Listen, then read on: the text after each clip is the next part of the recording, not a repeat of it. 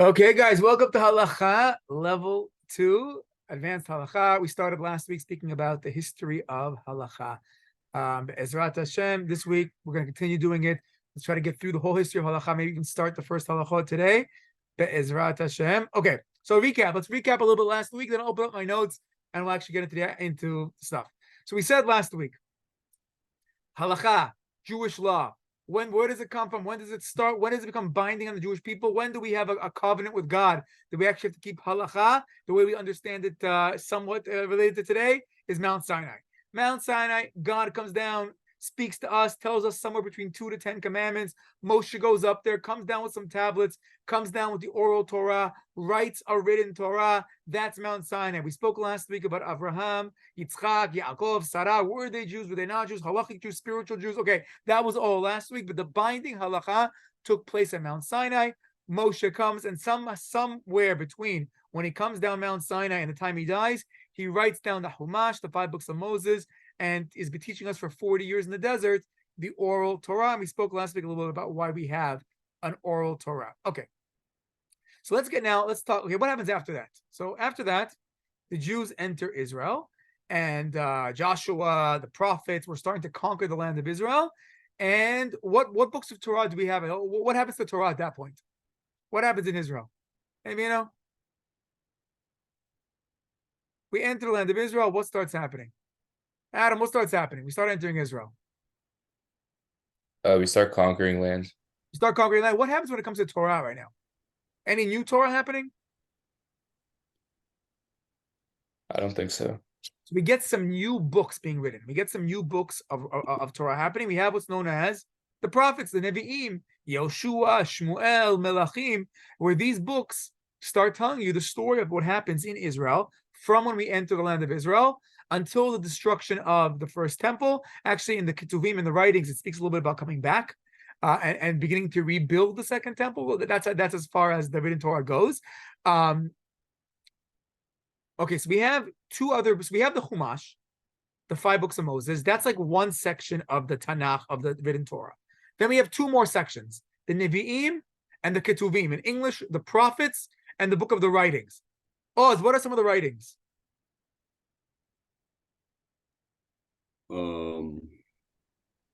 Can you give me a second to think about it?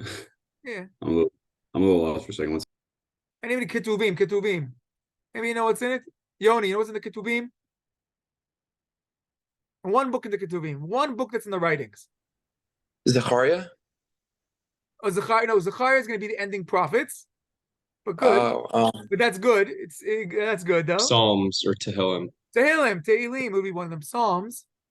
More classic writings you think of. Tehillim would be a book of writings.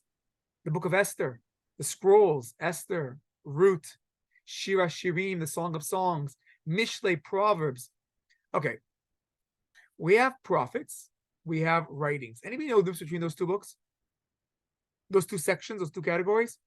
We have prophets, Nevi'im, and we have Ketuvim, we have writings. We have Tehillim, and we have the book of Yoshua. They're not the same style. Or let's say better, we have the book of Melachim, which speaks about David HaMelech as king, and we have the book of Tehillim that David HaMelech wrote as songs to God. What's the difference between these 2 categories? Anybody know? I think one of them follows a timeline, the other one doesn't. Okay, the Nevi'im follow a pretty decent timeline until we get to like the end of Melachim. The later prophets, a little more complicated with the timeline because a lot of them overlap.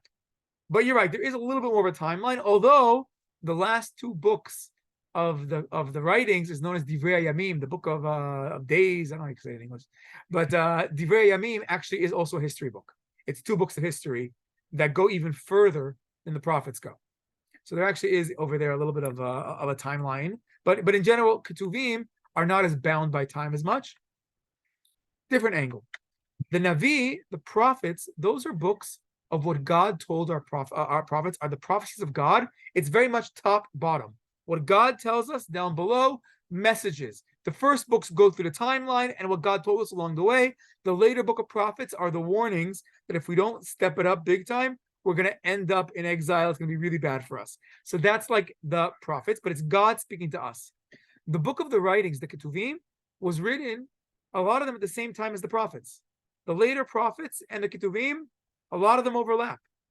But what's different? The writings was written by that same prophet, but now it's his perspective of how he relates to God. Even though it's divinely inspired, it's like David HaMelech's feelings when he's calling out to God. It's Shlomo HaMelech's feelings when he calls out to God. So a lot of them overlap on time, but it's a perspective. Is it down, up, or up, down? Okay, that's the Torah Shebichtav. Awesome. And I'm going to share my notes now on the screen.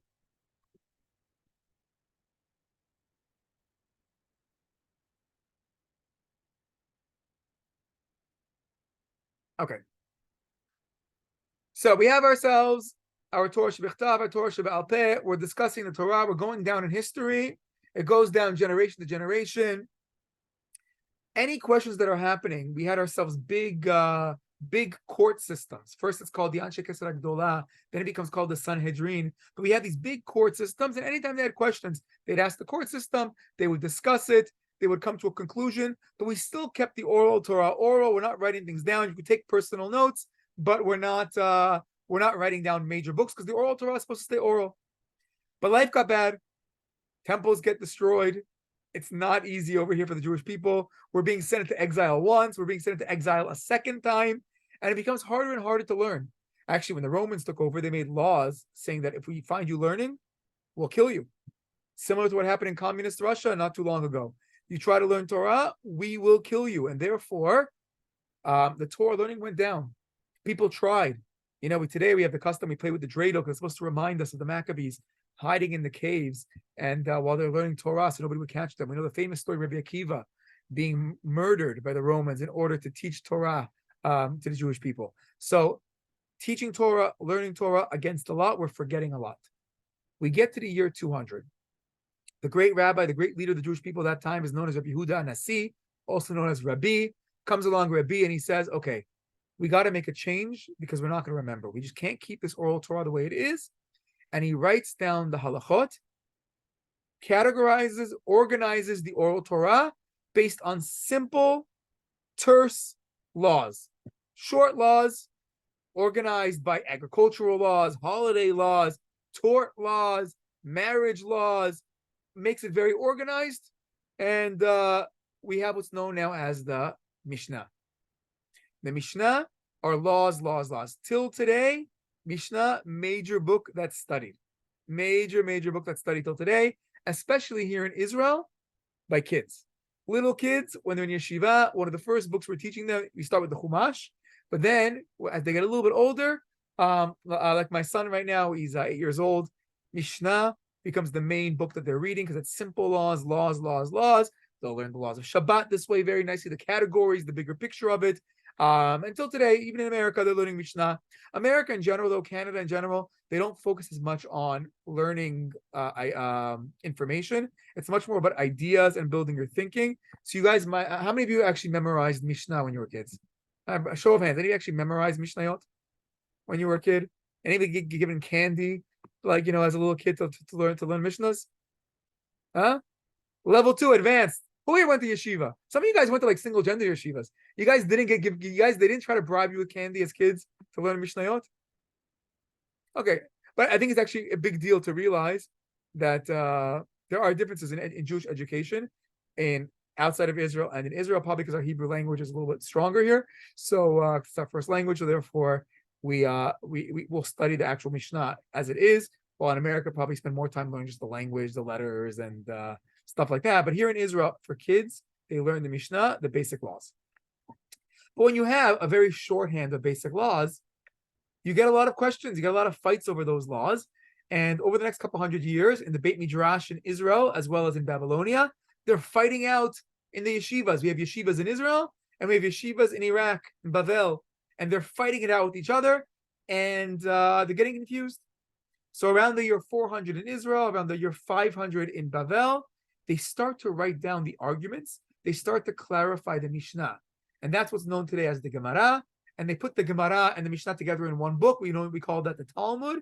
And the Talmud was studied today in yeshivot all over. We have classes here at Bar Ilan as well on Talmud, where basically we're studying the laws, but not just the simple laws, the arguments behind it, the legal theory behind it.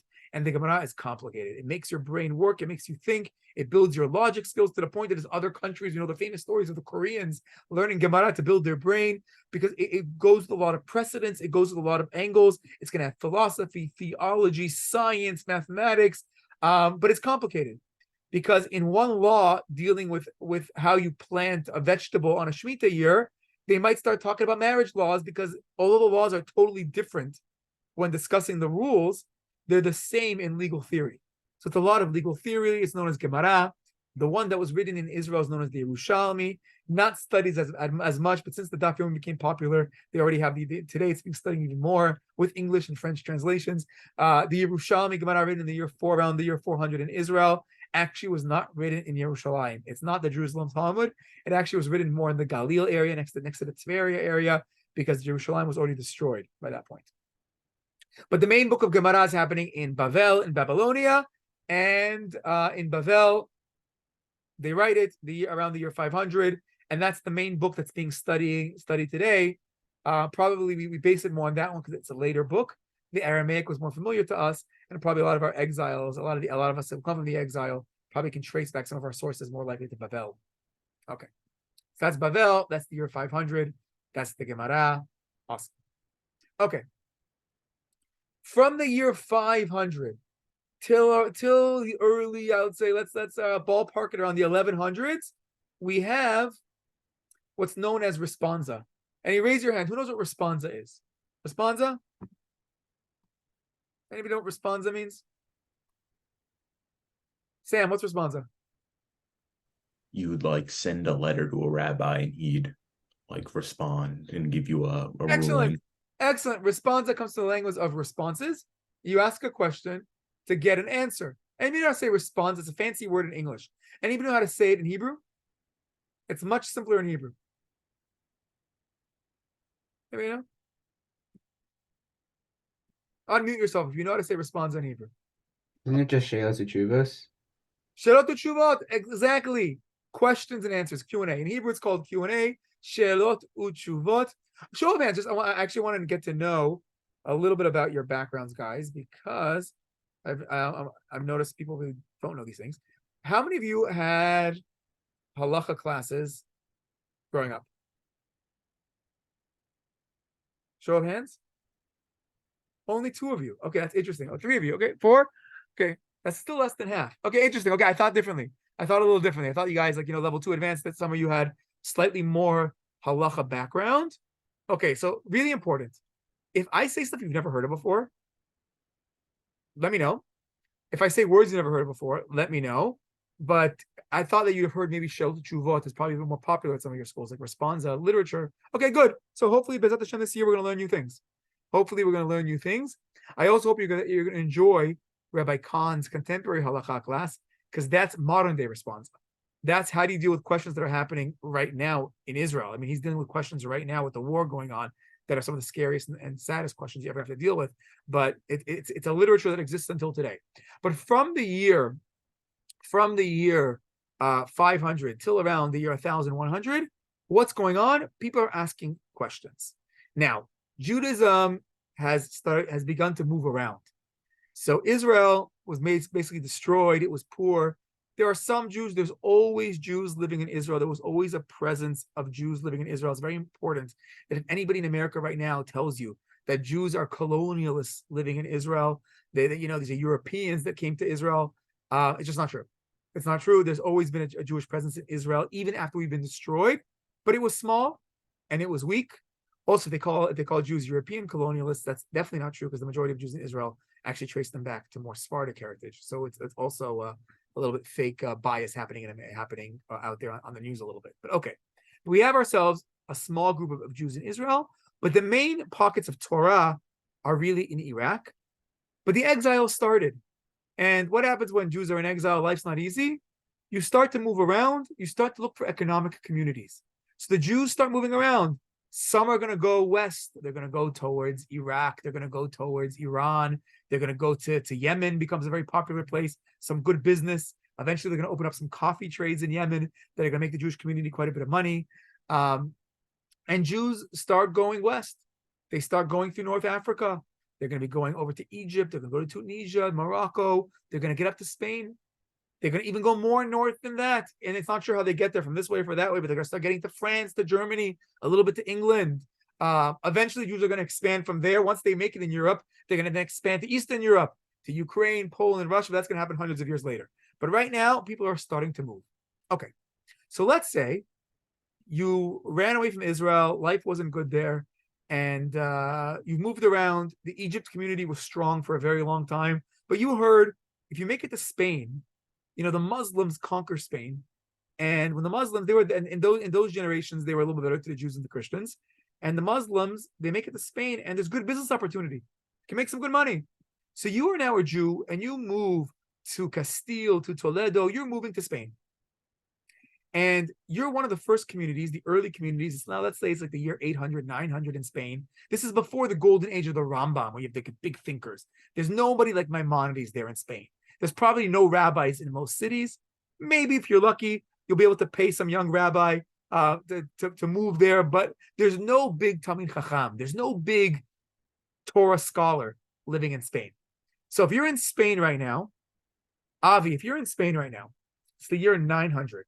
And you have a rabbi question. How do you get it answered? It's the year 900. You'd write like a letter to. Good, excellent. You write a letter. Perfect. What would you do today? Today you'd send a WhatsApp message. You pick up the phone and call your rabbi. Back then you want to write a letter. Now, this is before printing press. So you're not typing up a letter. It's not going to be clear. You have to know how to read and write. Thankfully, the Jewish people, at least the men, were pretty good at reading. So, and writing, we learned the alphabet from a young age. We learned Spanish and Arabic and all that kind of stuff as well. So we're writing our letter and we're writing our question to the rabbi. Now, the rabbi doesn't live in Spain because we're a small community. We're a young community. Where does the rabbi live? Where are the big thinkers? Where are the big thinkers? Anybody know? Avi, where's the big thinker? You're living in Spain, the year 800. Where's the big rabbi? He's not in Spain right now. He didn't get there yet. It's going to be 200 years till he gets there. Probably like, I have no idea. It's not Probably Europe yet. France and Germany are also just beginning. Probably It's like not more there. like mid like Iraq. Like Iraq. those- It's exactly Yeah. Bavel. They're in Bavel. You have the Geonim that are in Bavel. Rav Hai Gaon, Rav Saadia Gaon, Rav Shrira Gaon. You have the Geonim. They were the big rabbis. They had two big yeshivas there. That's where the big rabbis were. Now, you're the Jewish community in Spain. So you say to yourself, I have a question. We're business people. We're trying to make money. And when our business grows, we want to start hiring some non-Jews. Can we hire non-Jews to work on Shabbat? Can they run the river? Can they on the rivers in Spain? Can they bring the produce back and forth for us on Shabbat? It's an extra day of work and we'll pay them after Shabbat. Is that allowed? Is that not allowed? What is a Jew? Do we have our factories open? Questions and questions. Now, you have to write out that question by hand, send it to Iraq. That's going to take a long time. That's going to be months and months, half a year to a year to get a response. Because how do letters work? Letters, people don't travel by themselves. That's dangerous. You got to travel with people. So you got to make sure there's a caravan moving. And when they're moving, you send a letter, and you got to pay somebody to take it for you. You got to pay the postal service because they have to pay for their guards, and there's taxes along the way. You have the import fees as you cross through the different countries. So they're traveling through, and they're going to go, and they're going to travel, cross over the water, get to Northern Africa, and slowly move their way to Egypt. That's going to be a major hub to wait for a while till the next group goes. And then they're going to find a way, make it to Iraq, get to the rabbi. You're probably going to give a little bit of a donation to the yeshiva because that's normally what you do when you're asking for their advice. You're taking up their time. Send a donation because we want to support Torah. Jews have always wanted to support Torah till today. Thankfully, the diaspora has been very good about supporting Torah here in Israel. So you send a little bit of money to the Rosh Yeshiva in Bavel. He answers your question, sends back the note. Again, a lot of money, a lot of taxes, a lot of time, until eventually it makes it back to Spain. So we have these letters, and we have the stories of what happened when the letter makes it back to Toledo. What happens? They say that the whole community gets together. Oh my God, praise God. We got the letter back from Rav Saadia Gaon. He answered our question. We were worried it could get lost in the mail. It didn't get lost in the mail. It made it back. And they say everybody would gather in the synagogue. They'd gather in the shul, in the Beit Knesset, in the Knis. They'd all gather in the synagogue, and they would take a silk pillow. They would put the letter on top of the silk pillow, and they would walk it into the Beit Knesset. Everybody would dance. They would sing, make a party. Shtabach Shem Olad, praise God. We have ourselves an answer to our question. And they probably sent a bunch of questions at one time, because if you're already spending the money, good bang for your buck, send a bunch at the exact same time. And the letter, the letter is brought into the yeshiva. They read it out loud. The rabbis are going to study this letter. Now, some of the questions they ask might not even be applicable anymore. Some of the questions might be, Rabbi, we had this big question about Shabbat. We didn't know what to do. We did X, Y, Z. Was that right or was that wrong? But now they would study it, and they would begin to create rabbis who are learning. They begin, as they're becoming more rich, they would begin to buy more books. Books would come in, and eventually they would begin to buy rabbis, and they would bring rabbis into Spain, and then eventually a flip is going to happen in the world, and Iraq is going to begin to go down, down, down, and Spain is going to rise, France and Germany are going to arise, and the Sephardic and Ashkenazi communities are going to begin to form themselves, because we now have ourselves new communities that are big stuff. But the main type of halacha that existed in these days is what is the responsa, the she'ot shuvot. It's the questions and answers. Okay, great. Now, some rabbis came along and they started to organize things. They started to codify things. There was actually a big movement going on in the world at that time to organize laws. The world was beginning to become a little bit more civilized in a sense of have law books. History goes up and down. But at this point, they're starting to create law books, secular law books. But now at the same time, we're beginning to create Jewish law books. And different rabbis begin to write Sefer Mitzvot, books of laws. And the most famous one that we're going to probably focus on more in this class a little bit is the Rambam. Comes along Maimonides, and the Rambam, Rav Moshe ben Maimon, he's now the big rabbi. We've now fast forwarded a couple hundred years in Spain, and now the community there is stronger, is one of the strongest in the world. Questions are now being sent to Spain to get answered. The Rambam writes a book, first a Sefer Mitzvot, a book of the mitzvahs. Truthfully, the Rambam's going to leave Spain because life's going to be bad in his particular generation, and he's going to flee through Africa and end up becoming a big rabbi in Egypt. He's also going to become a major doctor, also a major philosopher. He was like an all-around player guy. They don't make him like that anymore. But he writes a major book of philosophy, more Nevuchim, where he's going through Greek philosophy, Arabic philosophy. I mean, he was holding in philosophy at an extremely high level. He's going to write a book on the mitzvot. He's also going to write a book on medicine. He's going to be a doctor. Most of his day is going to be spent as a doctor for the Sultan in Egypt. And they write about that and the average weekday, he would spend hours just getting from the Jewish community to the Sultan and back home. And he cried. He had no time to write books. But ultimately, he would write the Mishnah Torah, which is going to be this unbelievable code of law that's going to be so clear, so organized. It's only going to be hundreds of years later that we're going to recognize how organized it was. Because it's a very large, it's 14 volumes, but it's 1,000 chapters. Look at how thought out the Rambam was. Coincidence, 1,000 chapters? Probably not. The book is so organized, and he was just a superstar. And that becomes the Rambam's Mishnah Torah. That's studied till today. We have big Rambam nicks till today. There's certain groups in modern Orthodoxy in the Ashkenazi community who just love the Rambam. And then there's Yemenites. Any Yemenites in the room? Yemenites? There are certain Yemenites that till today, the Rambam is their main rabbi. And this book of law is what they base their law on till today. Okay, that's the Rambam. Other rabbis came along, like the Tur. The Tur was the son of the Rosh, originally Ashkenazi family that fled down to Spain. And the Tur, he wrote his version of the Shulchan Aruch, where what he did was he took only the practical law. The Rambam's 1,000 chapters were awesome. They were organized, but he has one thing that he regretted doing. He didn't source himself, and it led to a little bit of problems because it wasn't sourced. And also, he wrote about too much. I mean, he wrote about the temple laws. He wrote about stuff that didn't apply anymore. And the Tur Shulchan Aruch, he wrote his version of the law that was very contemporary, only what applied in his generation. Okay. In the meantime, the life for Jewish people is still very difficult. And there's pogroms happening up in Europe, down south in Spain. And eventually, Muslim Spain falls to Christian Spain. And Christian Spain is not as good to the Jews. And the golden age of Spain is done.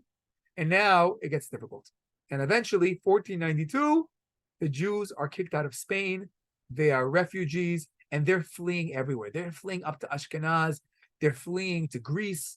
They're fleeing through Africa to Morocco to Tunisia to Egypt. They're fleeing all the way out to Iraq. They're fleeing out to Israel, to Syria. Actually, Iraq didn't come as much, but they did flee out to Syria. They did make it out to Israel, and you have a lot of refugees now living in Israel. Let's fast forward a generation or two. We get to 1563. Now we're in Israel, and in Israel, in the city of Tzfat, that's the main area for Torah, and there's all types of Torah over there. There's books written on the parasha. You have the Al-Shikh. You have people that are great thinkers, darshanim, giving great divrei Torah. These charismatic speakers that would speak for hours in synagogues. Everybody wanted to hear them speak. They were just so charismatic. You have yourself the Kabbalists. You have the Arizal, Rav Luria, Ashkenazi. This rabbi was the Mekubal of the Mekubalim, and till today, everyone is studying his Kabbalah. The Arizal really taught us how to learn the Zohar so clearly. That's the Arizal living there. Rav Chaim Vital, his student. And we have ourselves Rav Yosef Karo. Rav Yosef Karo is a descendant. His parents, grandparents had fled from Spain, and he had made it to Tzfat. But in Tzfat, there's a lot of Jews, a lot of refugees. And there's Jews that have lived there from before the refugees. They were the Israeli Jews. They were known as the Musta'arabim. They were the Jews that had lived there from before. And they're all living there together. And he's noticing that because everybody's coming from different places, they're not all keeping halacha the exact same way. So he said to himself, let me write a book that's going to clarify the halacha, similar to the Tur Shulchan Aruch, but the Tur based it on his father, the Rosh. Let me look at all the rabbis that had written stuff over the last 1,500 years, and let me make it easy going, or really the last 1,000 years since the Gemara, and let me make it easy to read. He actually wrote a much bigger book called the Beit Yosef, where he basically cliff noted all of halacha, all the opinions up until his generation, and he looked at everybody, the Svardim, the Ashkenazim, he looked at everybody, and then he said, let me make a simple halacha based on the main rabbis. And he picked 3 rabbis, 2 Sephardi, 1 Ashkenazi, and he said, I'll go with majority rule and make a simple halacha book for everybody. And that became known as the Shulchan Aruch. And the Shulchan Aruch means that it literally means the set table. So he has the Shulchan Aruch, and over the next couple hundred years, it becomes the main accepted halacha book. Everybody loves it. There's one small Yemenite community known as the Baladi till today. They go by the earlier book of the Rambam, but everybody else, the other half of the Yemenite community and the rest of the world, basically accept the Shulchan Aruch, but with one addition, the addition of the Ramah, of Rav Moshe Isserles. Who is Rav Moshe Isserles? Okay, so Rav Yosef Karo wrote his halachot, and over the next couple generations, all the countries that had Sephardic refugees start accepting that as the main book. They all say, you know what? This guy knows what he's talking about. This kind of sounds like what our grandparents did. He really made it very clear for us. We like what he says. That's going to be our halacha. Now, his book, at the same time period, this is also after the printing press. And when he wrote his book, he knew that he wanted to get it printed. He wanted to get it printed. So he actually organized the page in a way with chapter numbers and this that it became very easy to read. He knew what he was doing. The book makes it all the way to Ashkenaz, to Krakow, to Rav Moshe Isserles. How does a halacha book from Israel make it to Krakow? Any ideas? Any ideas? Who wants to guess? Guys, let's guess. Let's talk a little bit. Who wants to guess? How does a halacha book make it from Tzfat to Krakow? People who think that the Jewish people were disconnected in these generations, it's not true. Travel took a long time, but there was travel, and Torah books made it. Torah books made it to different countries. People were studying everybody's books. The Shulchan Aruch, when he wrote his Beit Yosef, when Rav Yosef wrote his Beit Yosef book, it's cliff notes. He has books and books and books there. There might have only been one book in the whole city, but they had one yeshiva and they studied it and they learned it. So it wasn't that books didn't make it places, but why does his book make it to Krakow? Any ideas?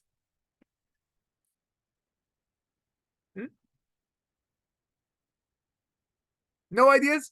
Guys, anybody a little bit creative? Why would his halacha book make it to Krakow? Okay, so there's 2 main ways that books made it everywhere. First off, when a person writes a book, he wants people to read it.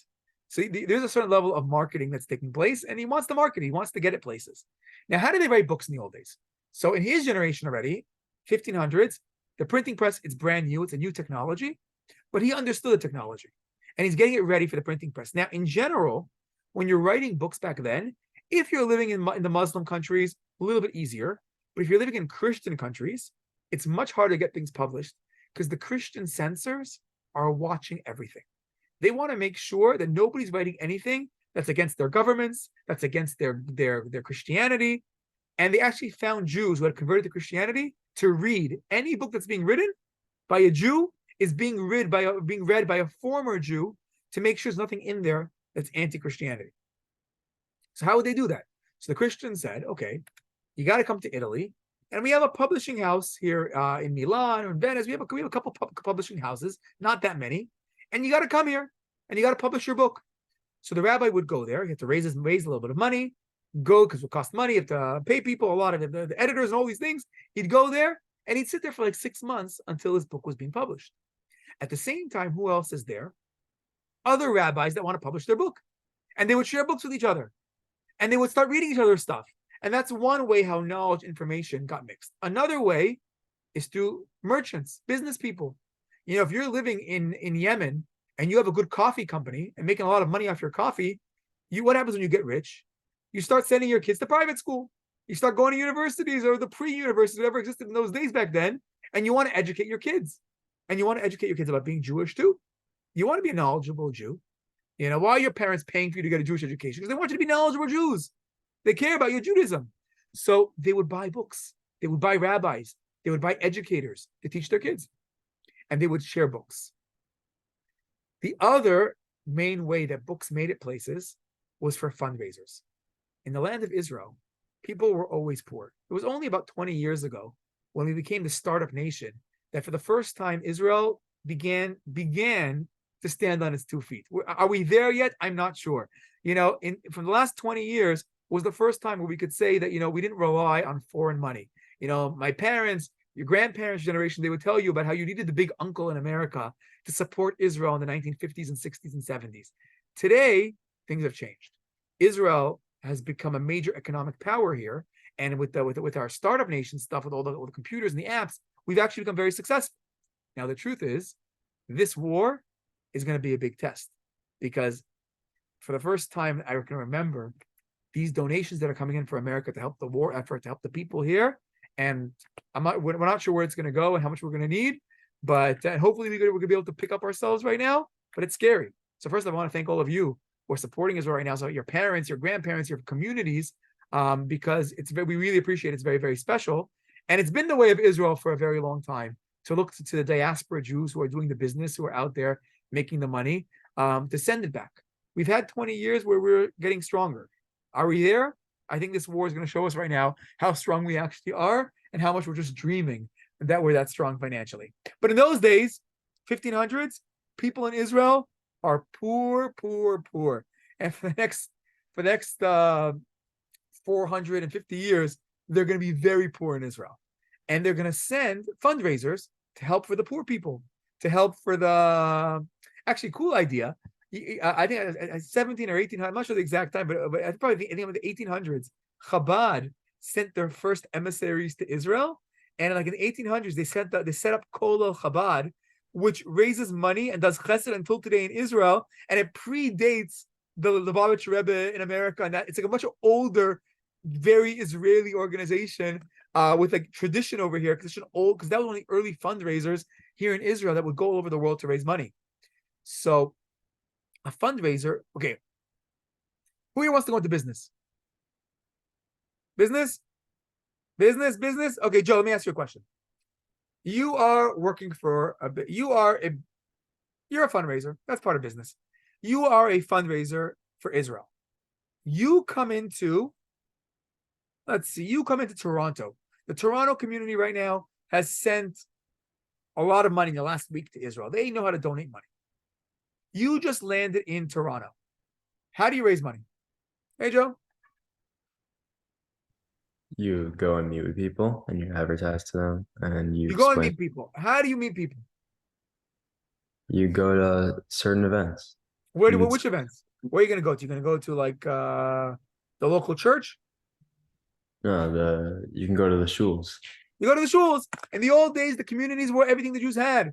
Till today, probably the community is, you go to the community center, whether it's the synagogue, whether it's the JCC, whether you find the local community, and you go to the community, and you walk up to the rabbi of the synagogue. You say, "Hi, Rabbi, how's it going? I'm a fundraiser for the great yeshiva in Sfat for Rav Yosef Karo's yeshiva."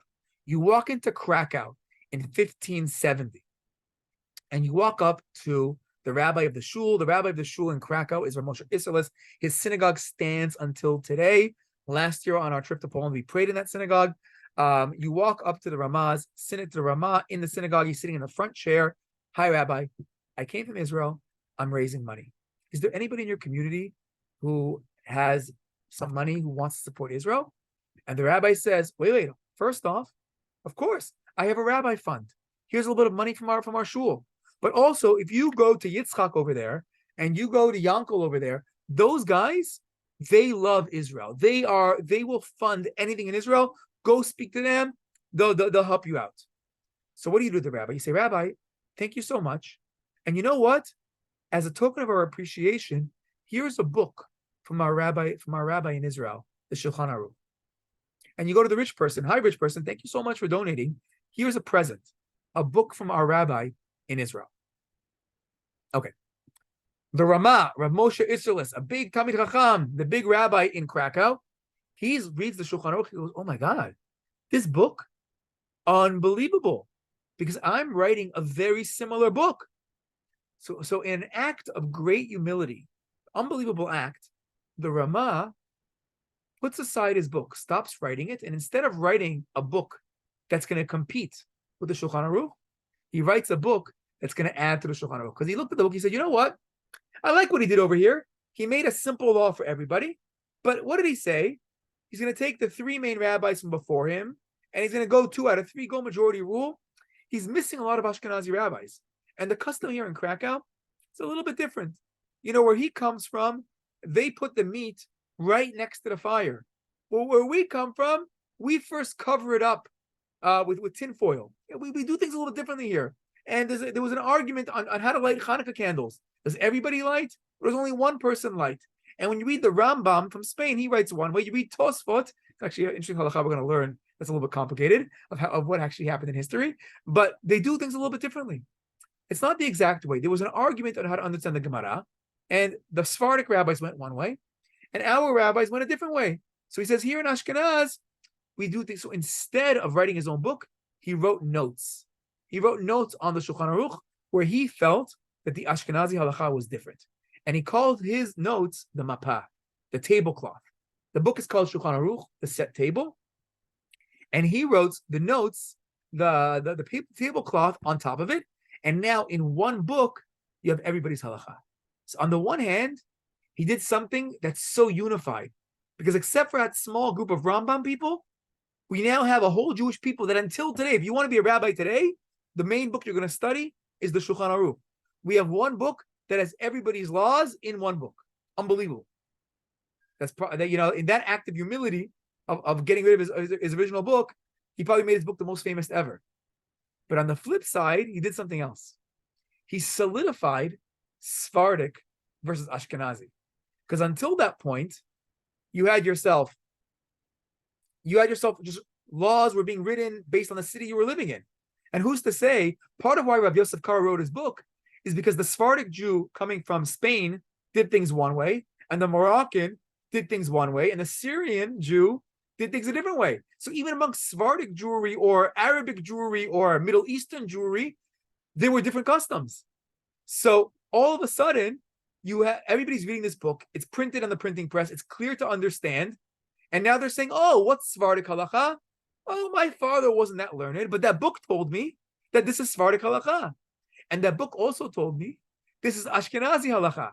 So it could be that Krakow, and there's many cases where Krakow versus Hungary versus Germany did things differently. The German Jews might have done like the Sephardic Jews.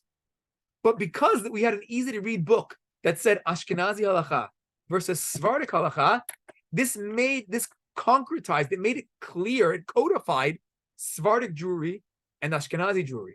So that until today, this division that took place that traces itself back to the refugees that ran away in 1492, really before the refugees, I don't know if they would have called themselves Sephardic. It would have been like, oh, I'm a Jew that lives in Sfarad, and I'm a Jew that lived over there. But because so many refugees had to run away, and now we have these books that call it Sephardic, we codified our rules much clearer. And now we have Sephardic and Ashkenazi. Fine. Let's fast forward till today's time, because I want to start next week with actual laws.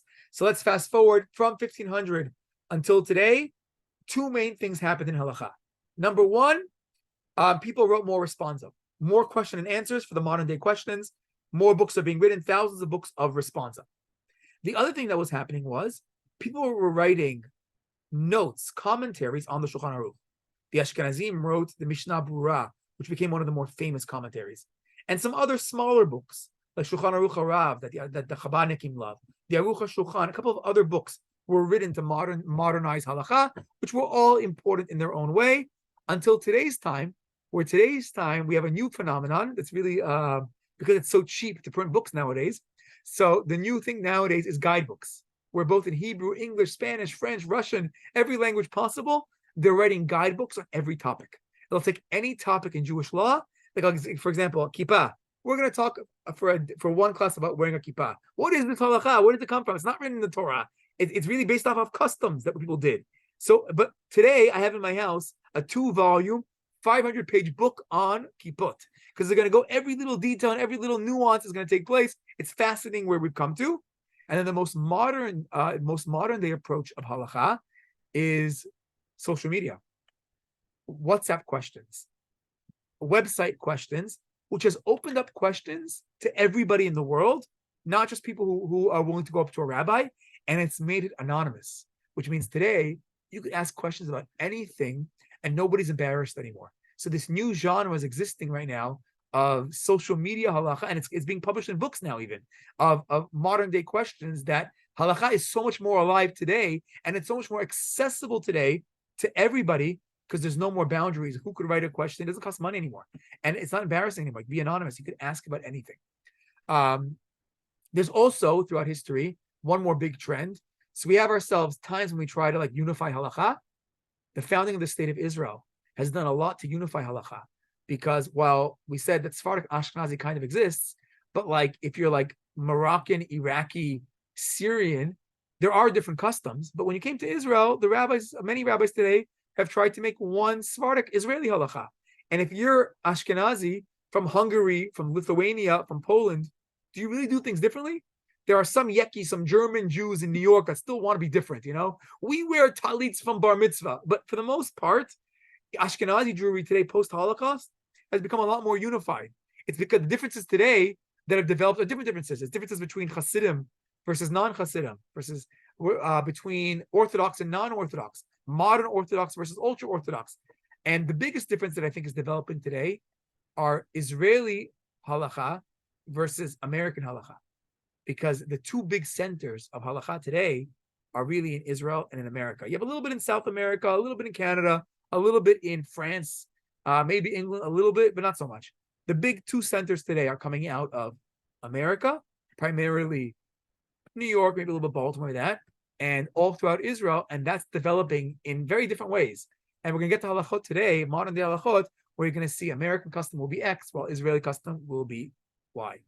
Okay, guys, put your name in the chat for attendance. I hope you enjoyed the history lesson today. Next week is not going to be history. It's going to be legal. We're switching over to halacha next week, getting practical. Any questions? Any questions? Okay, guys, I see 15 of you. Let's get 15 names in that chat right now for attendance. If you're listening to me online, if you're listening to the recording, please send me a WhatsApp message with something you learned from the class that you've listened to the class today. And thank you, guys.